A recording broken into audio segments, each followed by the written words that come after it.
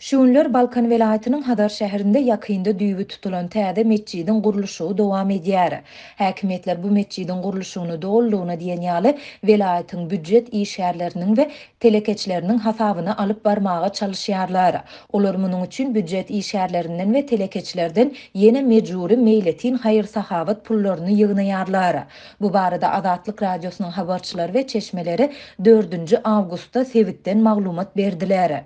İşgärlerden 200 manat meçhurindäki pul serişdesini awgust aýynda beriljek zähmet haklaryny alanlarynda tapşyrmak talap edildi. Bu talap barada Türkmenbaşynyň deňiz portunyň nebiti gaýtadan işleýän zawodlar toplamynyň häkimligiň, jemaat hujuluk müdürliginiň, avtotransport we araçlyk idaralarynyň, Türkmençel kärhanasynyň we itrap taglyk goruş idaralarynyň işgärleri habarly edildi. Dip ýagdaýlardan habarly türkmenbaşly çeşmämiz aýtdy. Türkmenistanyň hökümeti Hadar şäherinde şeýlede ýurdun beýleki velaýatlarynda jemi 5 meçidi gurmak planlaryny geçen ýylyň maý aýynyň başynda elan edipdiler.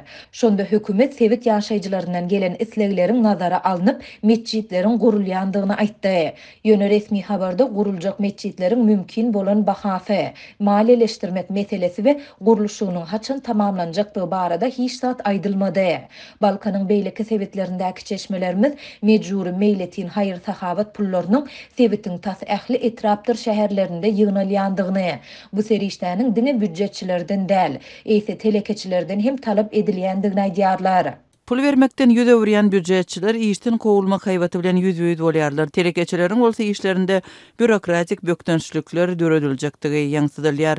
Adamlar nägili bolsalar-da işine ziýan ýetmeginden howatyrlanyp, garşylyk bildirmeýärler. Sebäbi ýurtda döwletiň islendik çäresini goldamazlyk, watana hyýanat hökmünde garalýar.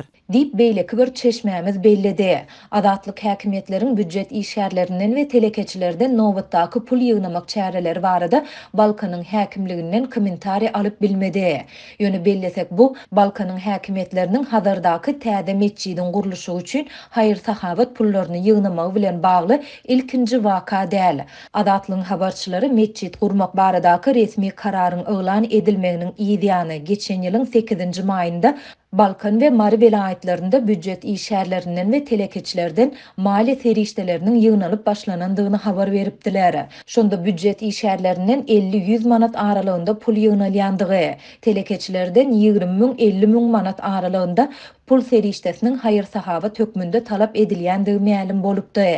Türkmen News neşri hem geçen ýylyň 9-njy maýynda Marinyň Şatlyk şäherçesinde bir näçe kärhananyň işgärlerinden öz aýlyklarynyň 15 götürümni täze meçidin guruluşyna geçirmekligini talap edilýändigini habar beripdi.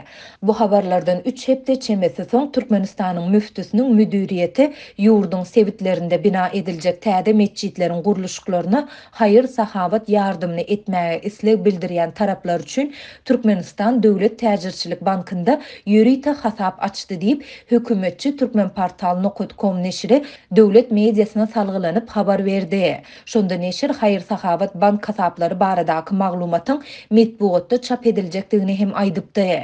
Neşir Türkmenistanda raýatlaryň ynanç ýetkätlerini erkin berjay etmekleri üçin has oňoýly şertleriň döredilýändigini öňe sürdi. Türkmenistanda büdjet işgärleri tebigaty goramak, baý nahallaryny satyn almak, döwlet edaralarynda prezidentiň portretlerini çalışmak, prezidentiň merhum atasynyň ýaz sadakasyny sowmak we beýleki maksatlar üçin ýygyderli pul bermäge mejbur bolýarlar.